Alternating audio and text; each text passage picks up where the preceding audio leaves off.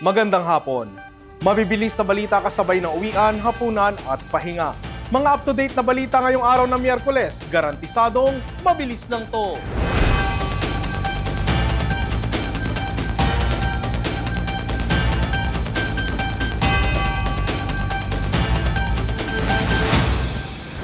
Dahil sa mas mataas na pondo para sa 2026, kumpiyansa ang Department of Health na mas maraming Pilipino na ang makakapagpagamot ng walang kailangang bayaran at hindi kinakailangang humingi ng tulong mula sa mga politiko. Mabilis sa balitang hatid ni Michelle Giliang. Hindi na kailangan umasa sa politiko ang mga pasyenteng hindi kaya magbayad ng hospital bill dahil ayon sa Department of Health, kaya na itong bayaran ng gobyerno sa Zero Balance Billing Program. Pwedeng makalibre sa ospital ang isang pasyente basta't naka-admit sa basic accommodation sa isang DOH hospital. Kung ikaw ay nagpunta sa private hospital, talagang may babayaran ka. Kasi nag-private ka eh. You have to pay for the doctor, the room, the medicines because you went to a private hospital. But for the DOH hospital, zero balance. Sinabi rin ni Health Secretary Ted Herbosa na nakadepende pa rin sa private hospital kung tatanggap ng guarantee letters mula sa politiko kung hindi mabayaran ng pasyente ang kanyang hospital bills. Kung ma-admit naman ng pasyente sa isang LGU hospital, pwedeng dumiretso sa DOH para humingi ng tulong. Sa mga pasyente sa National Capital Region, nandyan ang DOH hospitals tulad ng Amang Rodriguez Medical Center at East Avenue Medical Center. Sa mga nasa Northern Luzon, nandyan ang Ilocos Sur Medical Center at Baguio General Hospital. Sa Visayas, mayroong Western Visayas Medical Center o Eastern Visayas Medical Center. Mayroon ding DOH Hospital sa Mindanao, kabilang ang Davao Occidental General Hospital. Nilinaw naman ng kalihim na hindi under ng DOH ang Philippine General Hospital sa Maynila. So that's the job of the media to tell people that the Philippine General Hospital is called UPPGH, University of the Philippines Philippine General Hospital. It is under the budget of the Commission on Higher Education. Hindi siya budget ng Department of Health. Sa 448 billion pesos na total budget ng DOH para sa 2026, 1 bilyong piso ang nakalaan para sa Zero Balance Billing Program ng DOH. Tig 1 bilyong piso rin ang inilaan sa mga special hospitals tulad ng National Kidney and Transplant Institute. Ikinatuwa rin ng DOH ang pagbabawal ng 2026 National Budget Law ng pakikialam ng politiko sa pamimigay ng medical at financial assistance tulad ng medical assistance to indigent and financially incapacitated patients. Michelle Giliang para sa All TV News Channel 2. Pinawi ng Albay LGU ang pangamba ng publiko ngayong nasa Alert Level 3 na ang Mayon. Katunayan, sabi nga ni Governor Noel Rosal, ang Alert Level 3 ay preparedness lamang. Pero ang lubos nilang pinaghahandaan ay sakaling umabot sa Alert Level 4 o 5. 50 to 70,000 individuals ang maaapektuhan. Narito ang report. Nakatutok ngayon ang pamahalaang panlalawigan ng Albay sa pangangailangan ng 729 families o 2,889 individuals na mga bakwit na naninirahan sa 6-kilometer radius permanent danger zone matapos itaas ng FIVOC sa Alert Level 3 ang pag-aalburuto ng Bulkang Mayon. Kabilang dito ang ilan sa mga bahagi ng Tabaco City, Malilipot, Kamalig, Ligaw City at Ginobatan. Ayon kay Albay Governor Noel Rosal, nakaantabay na ang family food packs mula DSWD na magtatagal ng 2 linggo. Inabot ng hanggang 1:00 ng madaling araw kanina ang paglilikas sa mga ito. Maging ang mga alagang hayop ng mga bakwit ay nailikas na rin at nasa pangangalaga na ng Provincial Veterinary Office. Nakaback up na lahat. Nagpatawag na ako ng meetings. All the national governments kahapon. Lahat ng sektor na kailangan. Kasi alam mo naman, may template ng Albay. Kompleto na kami niyan. Ang pinaghahandaan na ngayon ng provincial government ay kung patuloy na itataas ng FIVOC sa Alert Level 4 o 5, mas lalawak na rin ang kailangang ilikas o ang Extended Danger Zone. Danger zone to 7 to 8 kilometers. Yan. You're talking of additional 50 to 70,000 individuals. Mabigat na to. Ito yung sinasabi natin na dapat papasok na dyan ang mga tulong ng national and mga ibang mga tulong from international. Kaya yung mga World Food Program pumapasok na yan. No? UN, and others. Ayon sa FIVOC, sa mga gumuhong bato sa pagtataas ng Alert Level 3 kahapon ay remnants pa noong 2023 at kung magpapatuloy ang pag-aalburuto ng mayon, dalawang senaryo ang tinitingnan. Magmatic eruption gaya noong 2023 o explosive o malaking pagsabog na nangyari noong 2018.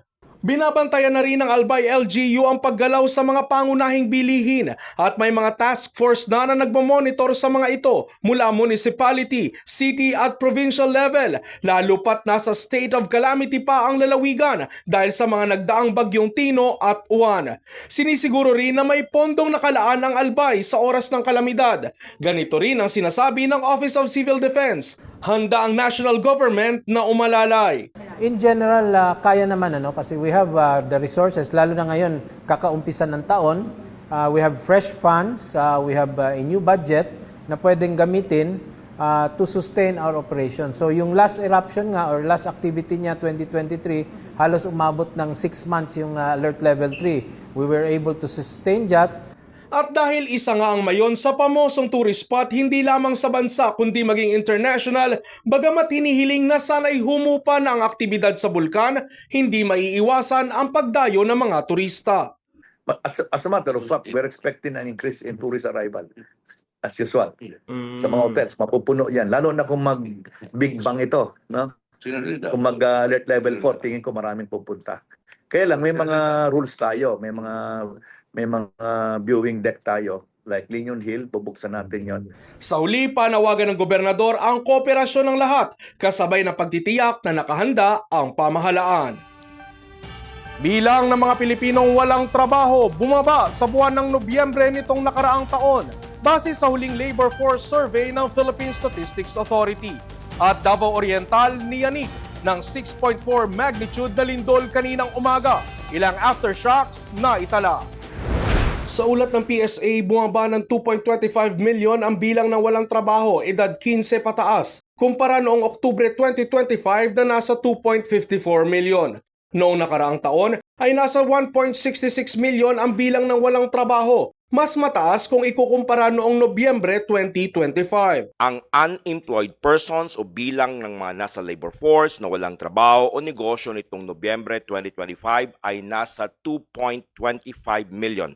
Ito ay mas mataas sa naitalang bilang ng unemployed persons noong Nobyembre 2024 na nasa 1.66 million, ngunit mas mababa naman kumpara noong Oktubre 2025 na nasa 2.54 million. Samantala, ang bilang ng mga may trabaho ay tumaas sa 49.26 million mula sa 48.62 million noong Oktubre 2025. Habang ang mga may trabaho noong Nobyembre 2025 ay bahagyang mas mababa kaysa sa 49.54 million na nakita noong November 2024. Niyanig ng 6.4 magnitude na lindol ang Davao Oriental kaninang umaga. Sa tala ng FIVOX, nakita ang epicenter nito sa Manay, Davao Oriental na may lalim na 42 kilometers at tectonic ang origin. Naitala ang intensity 4 sa Malungon, Sarangani, habang intensity 2 naman sa Davao City. Sa post ni Imelda Aimee, mabilis na lumika sa mga estudyante at mga tauhan ng Amsay Mindanao Cabantian Campus matapos na tumama ang lindol. Naglabasan din sa kanilang mga classroom ang mga estudyante ng Ateneo de Davao. Nagtakbuhan naman palabas ang mga mamimili sa isang tindahan na ito sa Manay nang tumama ang lindol sa kanilang lugar. Muling yumanig ang lupa sa Davao City National High School matapos maitala ang 6.7 magnitude na lindol bandang 11:05 ng umaga. Agad na nagsilika sa mga estudyante bilang pag-iingat habang patuloy ang isinasagawang monitoring ng mga otoridad ng paaralan upang matiyak ang kaligtasan ng lahat. Libo-libong deboto ang inaasahang dadagsa para sa gaganaping pahalik mamayang gabi sa Quirino Grandstand sa Maynila. Mabilis na balitang hatid ni Enzo Laca.